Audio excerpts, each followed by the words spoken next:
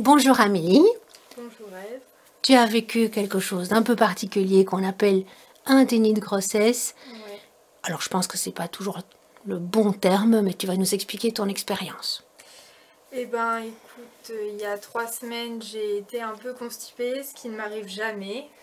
Donc j'ai décidé d'aller chez le médecin pour regarder ce qui se passait parce qu'au bout d'une semaine c'était passé mais il me restait toujours une grosseur au niveau du ventre. J'en avais parlé avec la nourrice de mon fils qui m'avait dit qu'elle avait lu des documents qui disaient que des selles pouvaient rester 6 mois dans le ventre et ça pouvait devenir un caillou, enfin quelque chose de très grave. Donc j'ai décidé d'aller chez le médecin. Et suite à ça, le médecin a décidé de me faire passer une échographie en urgence puisqu'il m'a palpé le ventre pendant 10 minutes, absolument aucune réaction. Effectivement, j'avais une grosse boule au niveau du ventre, mais rien qui laissait suspecter un enfant ou voilà.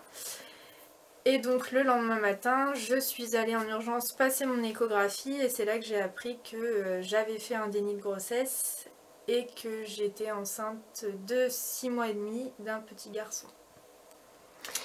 Alors, dans le déni de grossesse, ce qui est vraiment fascinant, c'est que les femmes disent souvent qu'elles n'avaient pas beaucoup de signes et souvent les signes qu'elles avaient pouvaient être interprétés par d'autres causes que la grossesse. Est-ce que tu avais un ventre qui avait grossi?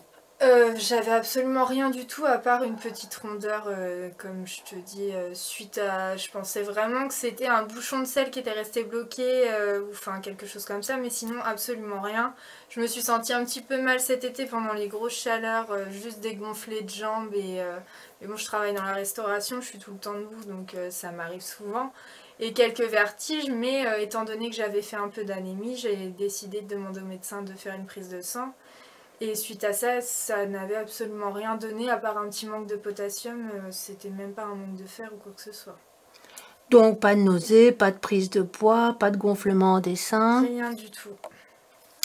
Et pas non plus de bébé qui bouge, puisque tu n'es pas primipare, tu as déjà un petit Absolument garçon qui rien. s'appelle Ouais. Eman. Et donc, pour les primipares, souvent, la personne sent l'enfant bouger plus tard, mais une femme qui a déjà eu un enfant, souvent, elle sent le bébé bouger C'est vers ça. 4 Surtout mois, que 4 moi, mois et j'ai demi. toujours été menue enceinte ou pas enceinte, donc je le sens même à 4 mois et demi, 5 mois, déjà bien bougé, quoi. Donc ça, c'est très étonnant, effectivement. Est-ce que il y a quelque chose qui s'est passé au moment où tu as appris que tu étais enceinte, puisque le bébé bougeait pas, le médecin d'ailleurs quand il t'a palpé n'a pas senti le bébé bouger, lui-même a pensé aussi à une tumeur à un moment, donc toi, voilà, aucun signe de grossesse, tu apprends ça à quelle heure, et puisque je le sais, tu me l'as raconté, des choses bougent assez vite. Ouais, et ben j'ai appris ça le matin à 9h15 en allant faire l'échographie, du coup. Déjà, le médecin a commencé vachement dans le bon ordre en me demandant si je voulais savoir le sexe alors que je savais pas à combien de mois j'étais. Et que tu savais pas que tu étais enceinte à ce Et je moment-là. savais même pas que j'étais enceinte, donc il m'a dit bah, vous êtes enceinte, ce n'est pas un bouchon de sel. Donc lui a trouvé ça très drôle, mais moi sur le coup, bah, c'est vrai que quand on apprend qu'on est enceinte, qu'on est déjà à 6 mois et demi de grossesse et que bah voilà, on a déjà eu une grossesse justement où on sait comment se passe à peu près l'évolution et qu'on a les sensations où il devrait bouger, etc. pour montrer qu'il est en bonne santé, déjà la première chose qui se passe dans la tête, c'est est-ce que l'enfant va bien, est-ce qu'il est normal. Et ensuite, bah, il y a tout le reste à côté, je veux dire, ça chamboule tout un quotidien, ça chamboule plein de projets qui étaient à venir ou pas, parce que bah, c'était pas prévu sur le fait, enfin, c'est vraiment un tout, quoi. Oui, et ce que tu m'as dit, c'est que c'était pas finalement le bon moment non plus pour que cet enfant vienne. C'est ça, ouais. Bah, on avait des projets, et puis nous, on a des projets qui sont tombés à l'eau, l'achat d'une maison, on Oui, donc a c'était une grosse repris un déception. restaurant, voilà, c'est ça, on a eu Et du coup, plein bah, d'événements qui ouais. faisaient que c'était vraiment pas du tout le moment. Et moi, mon petit garçon, il a que 15 mois, je me suis dit, avant d'avoir le deuxième, j'attends qu'il aille déjà à l'école, d'autant plus que j'ai allaité à Iman pendant 5 mois et ça m'a vraiment épuisée. Donc j'avais dit j'attends de me remettre un peu parce qu'un corps de femme ça met quand même 2 ans à se remettre d'un premier accouchement. Donc, et en fait, là, on a tout qui nous tombe dessus. On n'a vraiment pas le... Comment réaliser, c'est incroyable. Enfin, c'est très, très spécial. Oui, et en plus, tu t'attendais pas à être enceinte puisque tu prenais la pilule. C'est ça. En fait, sortie de la maternité, on m'a donné une pilule d'allaitement. Parce que la pilule d'allaitement et la pilule normale ne sont pas les mêmes, ça ne convient pas à toutes les femmes. Et personne ne m'a prévenu une fois que j'avais arrêté d'allaiter qu'il allait falloir qu'une fois que l'allaitement était terminé, que je change de pilule ou... Donc j'ai le gynéco qui me dit que ce serait certainement dû à une surovulation suite à l'arrêt de l'allaitement en continuant cette fameuse pilule à allaitement qu'il aurait fallu au final changer. Et j'ai le médecin qui me dit que voilà, je suis certainement une femme qui est hyper féconde, que oui, l'arrêt de l'allaitement fait créer une hyperfécondité chez la femme, et que avec ou sans pilule, de toute façon, je serais tombée enceinte, quoi. Oui. Donc, c'était pas le bon moment, mais tu voulais quand même un deuxième enfant. Tu t'attendais donc à avoir enfin, tu aurais désiré ce deuxième enfant Bien sûr. quand Eman serait plus grand, que tu te sois retapé. Est-ce qu'il y avait d'autres conditions par rapport auxquelles tu aurais voulu que cet enfant arrive plus tard? Le projet de notre maison déjà qui est tombé à l'eau parce que quand on a déjà un premier enfant pour lequel on n'a pas de chambre et que là on se retrouve avec un deuxième enfant pour lequel on n'a encore pas de chambre non plus, c'est un peu camping. Et puis le fait qu'on vienne de reprendre un restaurant dont moi je suis la gérante et qui demande pas mal de paperasse, de temps, et tant que j'ai déjà du mal à avoir avec un enfant, donc là avec 2 enfants en bas âge, sans la nourrice qui vient de partir en plus, ça va être un petit peu compliqué, quoi. Oui, donc on sent bien qu'effectivement peut-être l'inconscient n'était pas prêt à accepter cette grossesse aussi parce que c'était pas le moment. Je pense. Quoi. Et depuis que j'ai le restaurant et avec Ayman qui était en garde seulement 4 heures par jour, etc. Enfin, j'ai jamais pris le temps réellement de me poser et de me préoccuper de moi-même. J'ai toujours fait passer mon enfant avant et le restaurant, et je pense que c'est pour ça que je suis passée à côté de plein de choses, quoi. De quoi d'autre? De ça, peut-être je sais même pas, peut-être de plein de trucs en fait, parce que quand on voit qu'on est capable de passer à côté d'un enfant, ça laisse énormément de possibilités. Donc voilà, après je regrette pas, hein. J'ai fait en mon âme et conscience, j'étais à fond dans le travail et à fond dans mon fils, mais c'est là où on se dit que des fois il faut quand même arriver à penser à soi à côté de ça, quoi. Ça évite des choses comme celle-ci. Enfin... Alors tu disais que le médecin a commencé dans le mauvais ordre puisqu'il t'a demandé si tu voulais savoir le sexe avant de te prévenir que tu étais enceinte. Mais donc dès que tu as su, qu'est-ce qui a changé dans ton corps à l'annonce de cette grossesse? Dans l'immédiat, rien du tout parce que je pleurais, j'étais sous le choc. Je suis ressortie de la salle d'échographie. J'ai été voir les petites dames qui étaient à l'accueil pour les régler et pour récupérer mon échographie.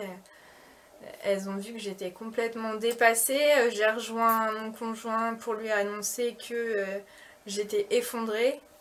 Heureusement, lui, il l'a bien pris.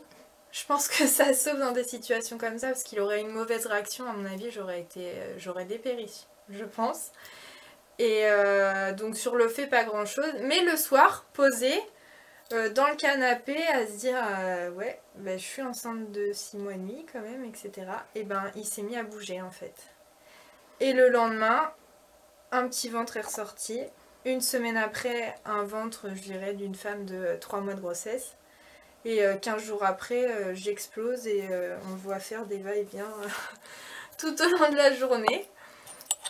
Oui, on va d'ailleurs montrer ton ventre, qu'effectivement tu as un beau petit ventre et donc ça c'est quelque chose qui est apparu en 15 jours. C'est ça.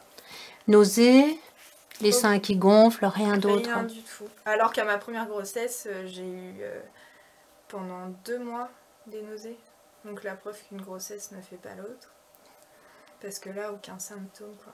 C'est une grossesse que tu vis différemment depuis ces 15 derniers jours, je dirais. Bah, c'est surtout quand on dit qu'on est à 6 mois et demi, en fait, on se dit, oh là là, une grossesse c'est 9 mois. Ça laisse pas beaucoup de temps en fait pour s'organiser, se préparer à la venue du bébé. Enfin, moi, Iman, il y a plein de trucs que j'ai gardés, mais il y a plein de trucs que j'ai bazardés aussi, et donc il faut tout recommencer de nouveau. Et c'est quand même une préparation, un enfant, quoi. Oui. Donc, Et donc, tu dis que tu t'es effondrée. C'était quoi comme émotion? franchement, c'était un mélange. J'ai pensé à tout en même temps. J'ai pensé, je me suis dit, j'ai déjà un bébé. Comment est-ce que mon conjoint il va le prendre? Comment on va faire parce que la maison elle est minuscule quoi actuellement. Ça a été comment je vais gérer alors que je suis censée être au restaurant et en même temps être à la maison pour mes enfants. Enfin, c'est vraiment un sentiment de... On a un peu désemparé en fait. Sur le fait, hein, parce que c'est vraiment le contre-coup. Après, on arrive à trouver des solutions et voilà, il y a toujours moyen quand on veut de trouver des solutions. Mais sur le fait, ça chamboule. Hein. Donc, c'est beaucoup d'inquiétude et Ouais, de stress et d'angoisse, quoi. d'angoisse, C'est ouais. de l'ordre de l'anxiété. C'est ça. Parce que, comme tu parles de pleurer, c'était pas de la Ah oui, tristesse. oui, non, c'est pas de la tristesse parce que moi, de toute façon, j'en voulais un deuxième. Mais quelqu'un qui, comme je te disais tout à l'heure, qui est comme moi, qui a 25 ans, qui n'a jamais eu de grossesse, qui a un compagnon actuellement, mais qui ne vivent pas ensemble, ou qui ont une relation un peu sans dessus-dessous, etc. Et elle apprend qu'elle a 6 mois et demi de grossesse, alors qu'elle n'avait pas prévu d'avoir d'enfant et qu'elle ne sait pas si actuellement sa relation mènera à un mariage ou à rien du tout. Je sais pas comment elle réagit. Enfin, clairement, j'aimerais pas être à sa place, quoi. Oui. Toi, qu'est-ce Ouais. qui t'aide? C'est ta maturité, parce que depuis très très jeune, tu es très très mature, hein, tu n'as pas eu une enfance très facile et je pense que ça t'a forgé Ah oui. un caractère. Ouais, ça aide. Hein. Donc, il y a donc d'une part ta maturité, il y a aussi d'autre part le fait que tu as un couple qui fonctionne bien, que vous aviez de toute façon des projets aussi de deuxième enfant. Exactement. Est-ce qu'il y a d'autres choses qui t'ont aidé à passer ce cap qui est quand même effectivement... Bah, j'ai pensé à Ayman déjà, parce que Ayman, c'est un enfant que j'ai toujours surcouvé et qui, du coup, n'est pas capable de jouer tout seul 5 minutes, où il a tout le temps besoin d'une présence. Donc, je sais que pour lui, bon, bah, sur le fait de devoir partager sa maman, etc., ça va être terrible pour lui, parce que je pense qu'il n'imagine même pas. Et comment expliquer à un bébé à 15 mois en 2 mois et demi, alors qu'il n'a pas vu l'évolution du ventre de la maman et quoi que ce soit, lui dire bah dans 2 mois et demi tu vas devoir partager ta maman en fait. Donc sur le fait ça va être un peu compliqué, mais je pense que quand il va pouvoir commencer à jouer avec son petit frère, etc., ça va être le plus heureux quoi. Et ce qui est intéressant aussi, c'est que tu dis, bon voilà, mon ventre a changé, le bébé a commencé à bouger, mais tu me dis aussi que Eman, qui était au courant de rien, puisque tu n'étais au courant de rien, maintenant que tu es au courant, il a 15 mois, et tu remarques que son comportement, depuis que tu sais que tu es enceinte, a Ouais. complètement changé. Ouais, c'est incroyable. Et ben en fait il a touché mon ventre juste une fois et il lui a fait un bisou une fois. J'étais avec une copine qui l'appelle Tata et elle lui a dit regarde il y a un bébé dans le ventre à maman, viens faire un bisou et tout ça, il l'a fait. Et depuis ce jour-là, c'est comme s'il avait décidé de m'en faire baver clairement. Il me fait courir toute la journée. C'est une vraie boule à bêtises. Il n'y a pas 5 minutes qui se passent sans qu'il soit pas... Et il sait qu'il fait une bêtise, il me regarde et il me dit non. Mais il le fait quand même. Il a des réactions totalement qu'il n'avait pas avant. Mais après, bon, bah, c'est à nous, parents, de mettre des stops et d'essayer de le remettre dans le droit chemin. De toute façon, il sera amené à devoir me partager, qu'il le veuille ou non. Donc si après on veut que tout se passe bien, il va falloir que tout le monde reste à sa place et voilà quoi. Alors ton conjoint lui a aussi réagi, donc tu dis lui tout de suite de façon très positive. Ouais. Et alors que ça devait rester un petit peu un secret, Bah, il en a parlé à tout le monde le lendemain. Étant donné la manière dont moi j'avais réagi, qu'il l'aurait gardé un peu pour lui et que on en aurait discuté avant de l'annoncer, etc., etc. Et en fait, lui, dans la foulée, il a appelé sa mère. Le soir même, il y avait 30 personnes qui étaient au courant. Il avait dit à tout le monde de ne pas le dire, mais en fait, tu l'as dit à 30 personnes, donc ce n'est pas un secret. Mais ouais, donc je lui ai posé la question, je lui ai dit mais c'est toi qui es enceinte ou c'est moi en fait? Parce que moi j'ai pas eu le temps de digérer la nouvelle que toi. Après, franchement, je préfère qu'il l'ait pris comme ça. Comme je dis, il l'aurait pris autrement. Je pense que j'aurais pas bien vécu. Je m'en serais voulu en fait, je pense. Tu t'en serais voulu? Je m'en serais voulu de pas avoir fait attention et de me retrouver enceinte. Et en fait, s'il l'avait pas bien pris, je pense que lui, il m'en aurait voulu. Donc moi, je m'en serais voulu, quoi. Mais du coup, c'est pas le cas. J'ai de la chance. Alors, par association d'idées, comme tu parles finalement de culpabilité, de sentiment de culpabilité, beaucoup de femmes se sentent coupables aussi quand elles apprennent qu'elles sont enceintes. Et une des raisons aussi, c'est parce qu'elles n'ont pas toujours fait attention à leur santé. La chance que toi tu as, c'est que par exemple, tu ne fumes pas, que tu ne bois pas, donc tu n'avais pas bu pendant ce début de grossesse que tu ignorais. J'ai la chance déjà d'avoir arrêté... Enfin, je consommais de l'alcool, on va dire comme tout le monde, un apéro. Hein. Mais depuis les confinements, j'ai pas retouché à une goutte d'alcool. Je fumais, mais quand j'ai appris ma première grossesse, j'ai arrêté totalement de fumer. Et par la suite, étant donné que j'allaitais mon enfant, j'avais pas le droit à l'alcool de toute manière. Et je me voyais mal avoir mon enfant au sein, puer la cigarette qui prenne l'odeur et tout. Enfin, c'était totalement inconscient. Donc, d'autant plus qu'Ayman, il a eu des gros soucis de santé au niveau pulmonaire. Donc, ça aurait été le mettre en danger. Et j'ai jamais retouché à l'un des deux. Et comme le médecin m'a dit, vous inquiétez pas, avant même que je voie le gynéco, je l'ai eu au téléphone suite à l'échographie, il m'a dit vous inquiétez pas, il y a peu de risques qu'il ait d'anomalies. Il y a des pays qui sont sous-développés où il n'y a pas du tout de suivi que nous on a des femmes enceintes. Et il m'a dit le seul risque vraiment c'est un abus d'alcool ou un excès de cigarette, mais les 3/4 des grossesses qui ont été faites dans le déni se passent pour la plupart très bien, quoi.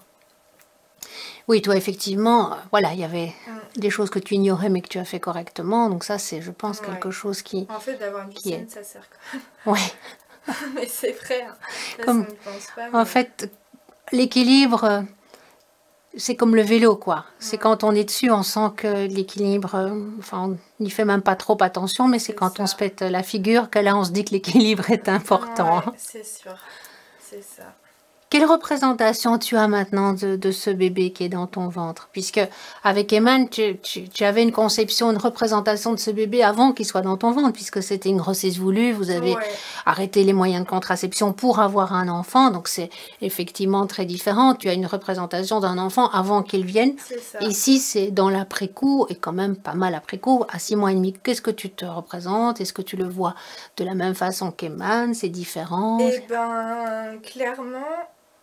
Depuis que j'ai appris que j'étais enceinte, je me le représente pas. J'arrive pas à me le représenter.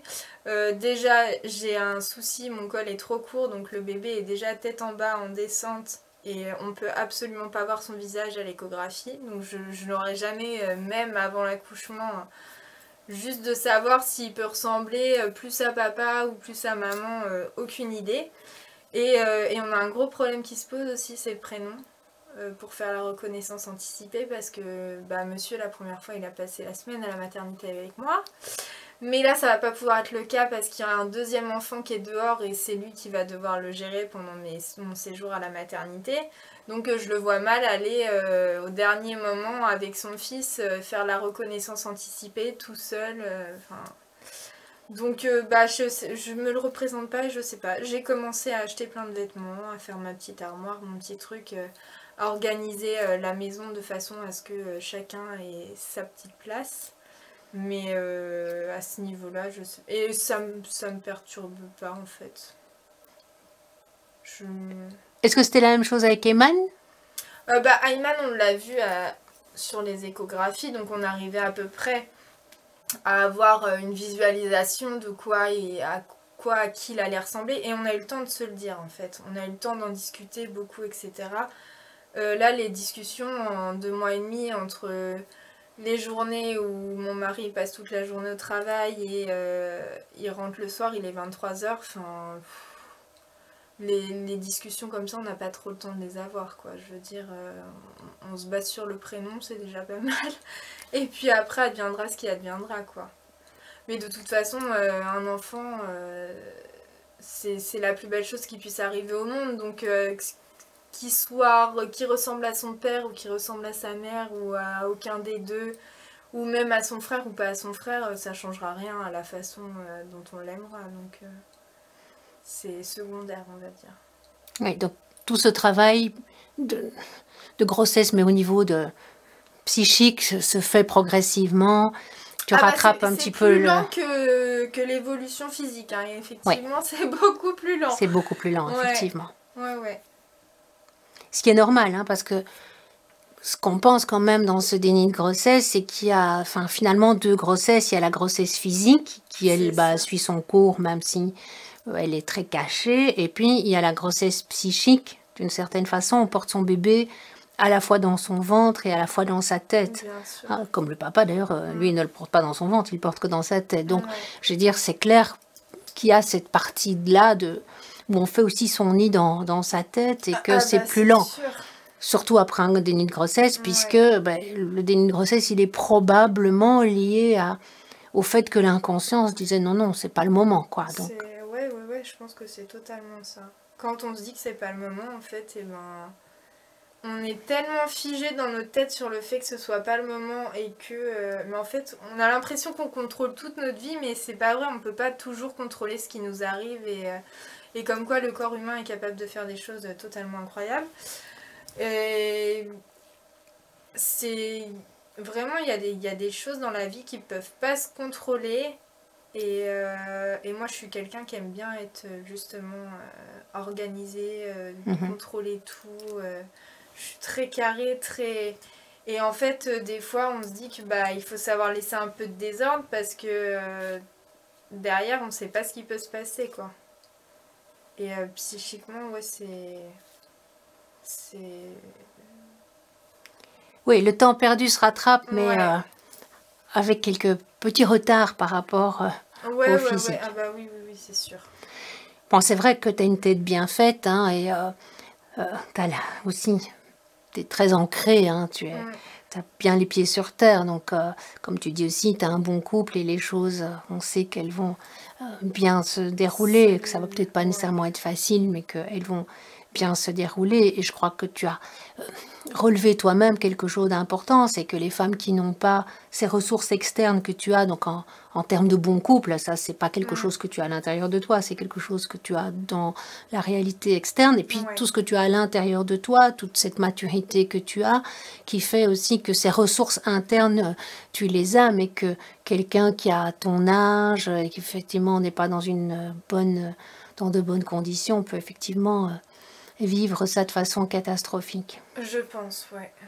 Je pense. Je me vois mal, moi, me dire... réellement me dire faut que j'aille faire un IVG ou... je veux dire, quand on apprend à 28 semaines qu'on est enceinte d'un enfant, c'est un enfant qui est quand même normalement constitué, qui est capable de vivre à 89%, même s'il devait naître demain. Moralement, je pense que c'est quelque chose qui marque à vie, quoi. Oui. À vie. Une femme qui est prête à avoir des enfants. Il y a des femmes qui sont pas faites pour ça, qui l'assument totalement, qui n'auront jamais d'enfants et qui désireront ne jamais en avoir, qui disent ne pas avoir l'instinct maternel, etc. Mais pour réellement la femme qui a l'instinct maternel, qui veut un jour ou un autre parvenir à avoir un enfant, de devoir se dire il faut que j'aille faire un IVG, je pense que c'est la destruction pas entière de... Mais enfin, ça, je sais pas comment l'expliquer, mais je pense que les nuits ne doivent plus être les mêmes, quoi. Oui, ça constitue un traumatisme. Ouais, je pense que le subconscient le fera sans doute toujours ressortir. D'une part. On arrive à avancer parce que il y a toujours des choses de la vie, il y a des décès tous les jours. tout le monde passe par un décès de ses grands-parents ou de ses parents. Enfin, on est amené à vivre ça, on est fait pour vivre ça malheureusement. Mais quand c'est quelque chose qui est voulu de notre part, c'est totalement différent. Oui. C'est vrai qu'il y a beaucoup de femmes qui même parfois, là on parle de l'avortement, je ne parle même pas d'une interruption tardive de grossesse, mais qui décident d'interrompre donc précocement une grossesse, qui le vivent bien au moment même, et puis qui parfois des années plus tard, eh bien font une espèce de syndrome post-avortement avec beaucoup de souffrance. Ah oui, oui. Et donc effectivement, quand l'enfant est viable, il y a toujours encore des moyens d'aller en Espagne ou d'aller dans certains pays, mais effectivement, je pense que ça constitue un traumatisme, si pas tout de suite, parfois Si un pas retardement. Ouais, je pense. C'est même sûr, c'est obligé. Si elles n'ont pas d'enfants déjà et qu'elles doivent en avoir plus tard, je pense que le jour où elles auront un enfant, ça ressortira systématiquement. C'est effectivement à ce moment-là que ça ressort le Ouais. plus. Hein. Et même chez les hommes. Donc moi j'ai eu un patient, dont la copine à l'âge de 16 ans est tombée enceinte. Donc ils ont bien sûr décidé, enfin tout ça, les parents ont surtout décidé pour eux d'un avortement. Et puis ce couple a continué à rester ensemble, est devenu adulte. Et au moment où ça aurait été bon pour eux de faire un enfant, le monsieur ne voulait pas, parce qu'il disait « j'ai tué mon premier enfant ». Et donc il est venu en thérapie, et donc on a travaillé ça, parce qu'effectivement ce trauma est ressorti au moment du choix volontaire à ce moment-là d'avoir des enfants. Ah oui, j'imagine. De toute façon, avoir un enfant ou pas, je pense que la réponse doit n'appartenir qu'à soi-même. Personne ne peut décider ou devrait décider à notre place. Mais ça m'étonne pas du tout. Je suis pas du tout étonnée. Parce que l'homme, il a quand même une place importante dans la grossesse. Il est censé être là pour soutenir, pour vivre la grossesse autant que nous. D'où le fait que d'habitude, les 3/4 des hommes prennent un petit peu de bidon ou voilà, durant cette grossesse. Ce qui a été le cas de ton conjoint, la première grossesse d'ailleurs. Il l'a gardé depuis. On appelle ça le phénomène de couvade. Voilà, donc là, il est content, il dit qu'il a une deuxième bonne excuse. Pour le coup.